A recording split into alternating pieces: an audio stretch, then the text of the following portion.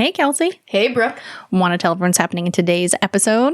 It's spooky Halloween. It is. But also, I think you need to tell me what's happening in today's episode. Yeah. So it's our Halloween episode, and we are going to talk about witch trials in New England, both Connecticut and Massachusetts, as well as McCarthyism. So we'll get into it. Hello, and welcome to Remedial Herstory, the other 50%. The podcast that explores what happened to the women in history class. Now, here's your host, Kelsey Brooke Eckert, and her partner in crime, Brooke Neva Sullivan. So, Brooke, this week on the podcast, you had an opportunity to interview your cousin? Yes, she is my cousin. She's also a badass, and I feel very lucky that I'm related to. But she's Dr. Bridget Erlandson. Yes, she is currently a school principal. Yeah. Vice principal, but former English teacher. Yeah. And she had high school literature, AP, several other topics. And she also, in her free time, runs a giant family farm, as well as is a mom to 3 incredible kiddos. So, and she's also on the board for the She's on our board. Herstory She's project. helped do some lesson plans for us. Yeah. So we're really lucky to have Bridget. But we were talking about the Halloween episode. And I was like, you know what? Actually, we're related to a witch. And you're like, I'm sorry. Say it again. Back it up. So what I'm hearing is I'm in the presence of a witch. Well, a surviving witch. Not necessarily me. Bridget and I are cousins. We're related. But it's through her family genes. And it's her family story. And so I reached out to her and I was like, we got to talk about this on the podcast for Halloween. Yeah. We can add it into the lesson plans we have. And she... of course, humble as she is, she was like, wait a second, I have a colleague, Paula, who actually kicked ass at doing the Connecticut witch trials, the Salem witch trials, and connected it to McCarthyism. Yeah. Which is, yes. 20th century, so let's do it. Yeah. So, yeah. That's amazing. Okay, so we've got these 2 women on the podcast this week to talk about these things, and I'm on board with this witch trials as a topic because when a lot of people think about Halloween, they think about witches, right? As the witches themselves are scary. And I think what we're going to learn in this episode is that it's actually the opposite. That for witches, quote unquote, right? Because I'm just going to remind everyone, not real. Aw, sad. Bummer. This is probably the most horrifying experience ever, to be accused of something and then be told, like make-believe. And be told, prove that you didn't do that make-believe thing. Right. And come what? up against people who are vehemently saying that you did. Yeah. Yeah. This is like, so I think we, this Halloween season, need to reframe, like when you're dressed up as that witch, this should be you like crying in a corner, not you confidently walking around in your tights and your black cap, you know? Yeah, exactly. It's an intense, and it's kind of an interesting time period in America and like in American culture at that, of really, weaponizing women and those who were single, those who were widowed and saying other. Yeah, they were other. They weren't married or the typical housewife. What do you do with a woman who doesn't comply? I mean, yeah, exactly. We're lucky to have Bridget and Paula, both educators as well. Yeah. So we're going to get into some pedagogy of teaching this topic too. And this is colonial America, which everything I know about you means you're going to be nerding out. And please don't come dressed as a pilgrim. It's hard when you have been indoctrinated in the colonial culture of growing up in Connecticut. So it's hard not to get your tall socks out and tuck them into your jeans. So it's hard, is it? It is hard, but yeah, we'll get there, and I will not churn butter in this episode. All right, well, let's let them introduce themselves. Awesome. Hi, my name is Paula Stevens. I'm a retired English teacher. I taught for 34 years.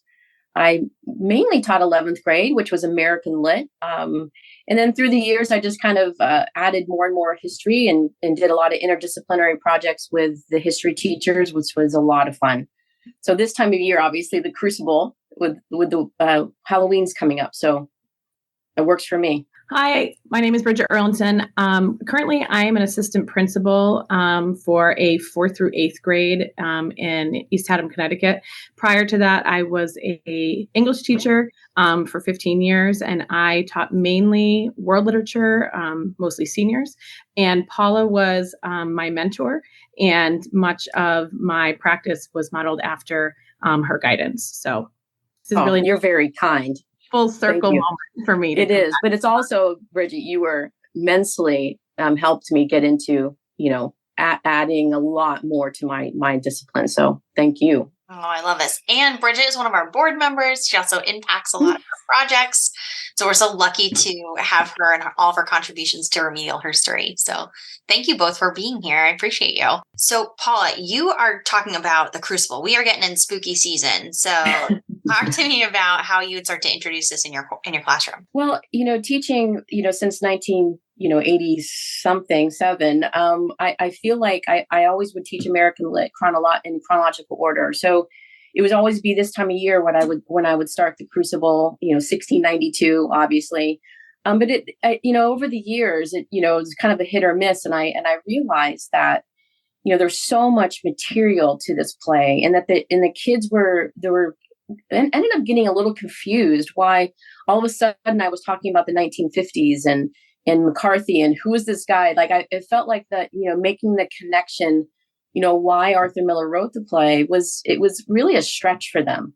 So then after talking to some history teachers, we decided to move doing the Crucible to the 1950s, so that when, the history teacher was teaching, McCarthyism, the Cold War, I was then teaching the Crucible, which obviously was a lot longer. That was about a 6-week unit.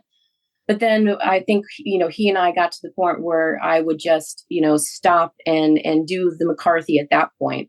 And then it just made so much more sense for the kids. I think that's probably one of my biggest takeaways from teaching that play as an English teacher, to do it at the right time, I think, with your history, with the U.S. history, because then the kids had the prior knowledge. They understood what I was talking about, why I was all of a sudden talking about McCarthy and who is this man. So that was probably the biggest takeaway from teaching it. And I guess I think teaching too about Arthur Miller himself, because he was, he lived McCarthyism. He was accused himself of being a communist. So I think, which ironically happened after writing the Crucible, but I think doing it at that point, for him, he saw the connections in from 1692 to the 1950s, and history repeating itself for sure. So when you bring this into your classroom, Paula, talk to me about some of the materials that you also bring in to support it. So there's so much, and that's, I think, one of the issues about teaching this play is you could go on and on forever. There's so much material, but I think starting it, creating interest. We talked about how, how do you spot a witch? Like, what is it that, you and I would be labeled as a witch? And that was fascinating, because literally everybody in the room had something that they would have been identified as a witch, whether it was a mole or, you had a medical issue that you didn't know about. Anything like that could be. So I think starting with that high interest of, what is a witch and how they were labeled. But of course, mainly women were accused. So we did talk about that at the beginning as well, and how the hierarchy in the 1600s was basically women were, at the bottom of the social scale. So married women maybe had a little bit more power, but really not much. How they really had no voice. And also men, there was, a lot of sexism in this time period where they felt women were lustful, and that all they really wanted was to have sexual relations with the devil. And so, it was then, as soon as you acted a little bit strange, or you were suspect, or had a voice, if someone, if a woman was a little bit more social or active, they might accuse her. They also did accuse men. Obviously, there were a lot of men who died in the Salem witch trials, but I think, they were mainly because of revenge. Like, I want your land. You have too much money. You were mean to me. Those type of things. So I did a lot of background to the Salem witch trials first. Then once we started the play, but by then the history teacher has come in, and we've done a lot of, what is the 1950s? What is the Cold War? And so after every single act of the play, we would stop and make the connections to 1692 and to 1950, which really helped the kids see why Arthur Miller wrote the play itself. The other piece of work that I used that I loved was actually by Miller himself. He wrote the film was produced. The Crucible film was produced by Daniel Day-Lewis. Was the main character. It was great. He was there when it was being filmed, and he wrote an article called "Why I Wrote the Crucible," because he was still alive at that point. And he talks a lot about the connections with the fear of the time period, both time periods. And how fear of communism, fear of witches, and that's really how I'd made the connections during reading the play. Is let's talk about fear and how that makes you change how you normally would act, and how intolerance and hysteria and having no proof, and so it really dovetails super well with teaching about McCarthyism. So you're teaching in New England, just for context for our listeners, but this is a curriculum that is widely taught across the U.S. because of the time periods, and you're pulling in some significant moments in U.S. history throughout the time. So what are some things too that you want to make sure that teachers are highlighting when they're pulling these two threads together? I think the biggest, the essential question of, how does fear and intolerance and hysteria and panic and blaming others, that to me was the thread. Discrimination, all of those were the threads that we talk about. I think one of the most powerful assignments was the performance assessment at the end, in which the kids then took all the knowledge from McCarthyism, from the Salem witch trials, from reading the play The Crucible, and they would do research modern day witch hunts. And I think, for them to see that, and some kids went directly to, people still being accused of witches, which definitely still happens. But, some people really took a fascinating approach and researched, for example, during COVID, how, Asian Americans were targeted because the fear, the panic, the hysteria. And I think, so some kids took it that route, and then they had to do like a presentation. So I think, showing how history like basically repeated itself, so obviously some kids went back and researched, how Hitler used all of those, the power and the hysteria and, blaming people with no proof, which was very cool because when then they went from me and then they went to Bridget, because I had them as juniors and then Bridget had the kids as seniors. She did an amazing unit with Knight, talking about those very same elements. Bridget, one of the things that we haven't mentioned yet is also your personal connection to some of this moment. And how did you discover that? And then how did you kind of bring that maybe into your classroom? I really kind of solidified that actually when I was student teaching with Paula. My mother's side of the family, which is also Brooke's side of the family. We have always been very powerful females, very articulate, and very much embracing who we are as women. And it was just something that how I think we were raised and how we kind of led ourselves. When I was student teaching with Paula and getting all of the knowledge from that, and we really went into the Crucible and we started doing some of that work with the Salem witch trials, I kind of vaguely remembered like my grandmother talking about our family and our family connection. And so I didn't really put much stock in it at first because as you're student teaching, you're completely overwhelmed and you don't know which way is up. But then I started talking to my mother about it and she said, yes, your grandmother was a genealogist. She's done a lot of work in regard to our family history. And it actually, we've looked through her documents and the connection back to Martha and Sarah Carrier is found through our family tree. So a lot of the research connects back to actually in Colchester, which is a town right next to us. And it started when my mother found an article in like our local newspaper in 1996 that talks about a Denver man's search for his heritage in Colchester. And it connected, his last name was Carrier. And it connected back to our history because the gentleman actually reached out to my grandmother. And in that research, she got a lot more information and was able to connect back to how our family moved from Andover and moved down after the Salem witch trials and moved and settled in kind of this central part of Connecticut. And with that research, I have a lot of the actual confessions of Sarah Carrier, who is Martha's daughter. from the history of Andover, the published that's in their town hall, and it's frightening to think about how children were manipulated and how they were pitted against their mothers and what they believed was a normal upbringing of,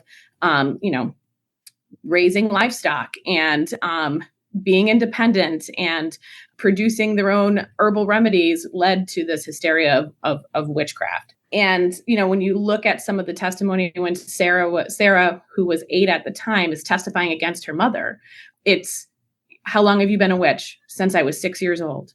And who made you a witch? My mother, because she put my hand on a red book. And it's just so frightening that the adults who were in charge were manipulating the women and the children in that way.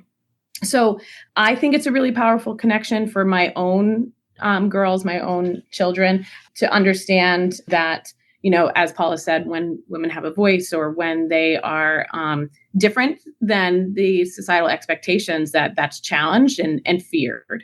Yeah. And I think part of that is a lot of what we read in the Crucible from the Salem witch trials. I think what people often forget is many times the people that are on trial are young. I mean, so Paula, what was kind of a typical age of some of those that were prosecuted? The ages varied. There was a girl in jail from, I think she was 4. They had to make special handcuffs for her. There were over, hundreds of people ended up being in jail. And 21 ended up losing their lives. But it is interesting to me the range. The majority of them, of course, were women, but it all did start with children. And they were all girls. And I always the students and I would talk about how isn't that interesting that you have one of the lowest groups in their society, who were bored, and once they started to get this attention, they enjoyed the attention, which, we talked about how, that just makes you sad, that's what they had to do in order to get some attention, and historians now believe that the girls who started the accusations, some of them did that because they truly believe, like Bridget was saying, that their parents might have manipulated them, that they really did believe the people that they were accusing were witches. But then some of the girls got drunk on the power, and because they never had any, that people are listening to me, that, it's almost like I remember watching one documentary and this amazing woman was speaking, and she said that they became rock star famous. And I loved that analogy that, here you have these girls who are now being lauded in their society. And they were totally ignored. But then some of the girls, were being, that they didn't necessarily believe, but their parents were manipulating them, that their parents might have said, I saw that person's a little sketchy. I saw them do some strange thing. And then lo and behold, the next day, that's who they would accuse. And then the connections, and that's why teaching this play is just, you can go so many ways with it. But I feel like when you really look at why this particular person was accused, their parents kind of manipulated the girls, to accuse them. And then, when that person died, their land was forfeit, and who bought their land? This girl's parents. So now everyone sees the connections, but it did start with a group of really of a lot of, and they initially blamed women who were considered, lower class. They didn't go to church. They were homeless. One woman they accused was because she actually married her servant. So you had these accusations at first that people in the town just absolutely believed. And then eventually it got to the point where some other men were being accused too, because of really for land, for money. Fascinating. And so when you are able to connect it to the McCarthyism or the trials that are happening too, you probably can draw a lot of those parallels of people saying like, well, I saw, and then they get this account of this person. Right.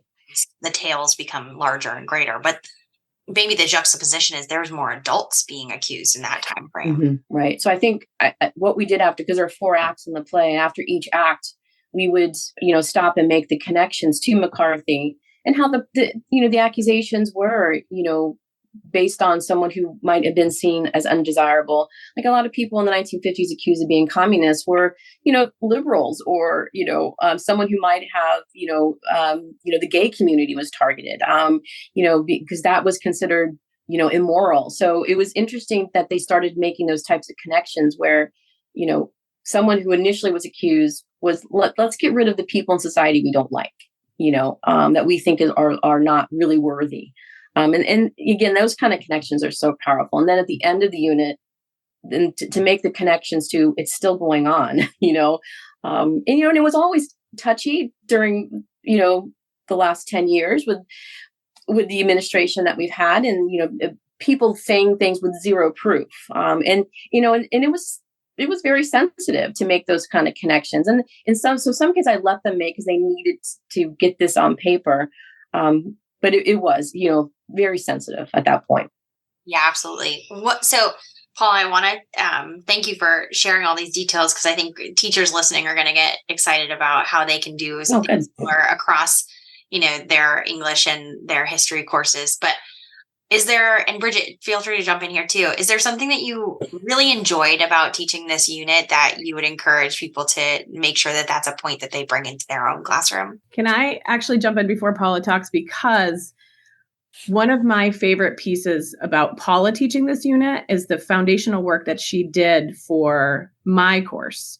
And our department was really strongly aligned in where we were going. We knew the trajectory. And so when I would teach my concepts and themes about intolerance or impact on society, or how fear can drive a society, they would constantly go back to the Salem witch trials. They would constantly go back to how women were treated in an inferior way because they were different. And so when we would read Beowulf, an epic poem, and women were muses and they were like these immortal beings, they were like, how did we go from worshiping women this way to treating them this way, hundreds of years later? Or when we dove into kind of the perfect storm that allowed Hitler to rise to power, and that scapegoating, that the lies and the unproven information.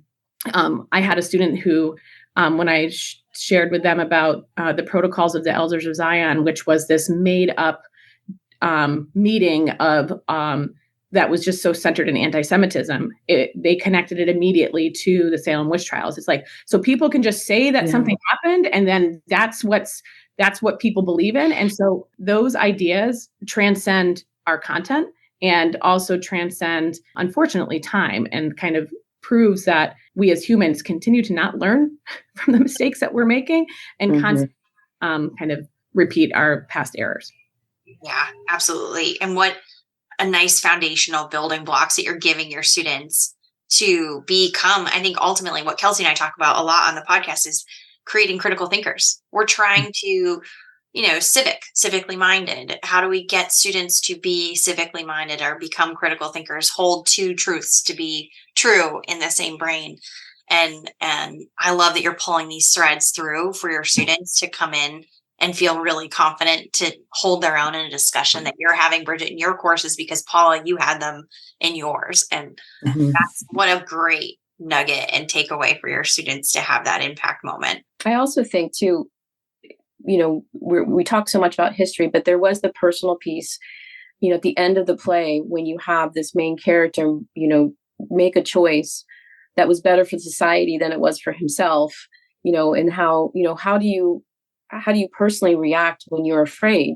What do you do? And how do you stick with your morals when you're afraid? And how do you become an upstander as opposed to a bystander? And it's hard.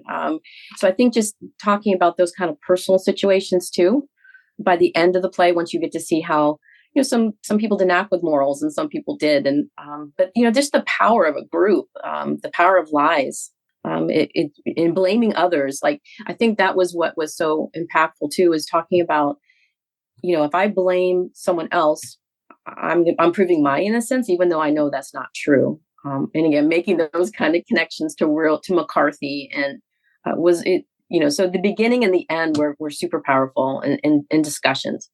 And I think what's nice about it too is you can do that with any level, any group. I did it from mixed with a special ed teacher all the way up to AP classes, and just every class had powerful discussions about it. Yeah. And I think what you're not calling out, Paula, that I will for you is aha moments. You're giving your students just like, you just broke my brain. I really enjoyed that. I think we're as teachers asked to do those things, and you get a chance to do that. And what a powerful moment to have impact like that with your students. So thank you for the work that you've done, and you too.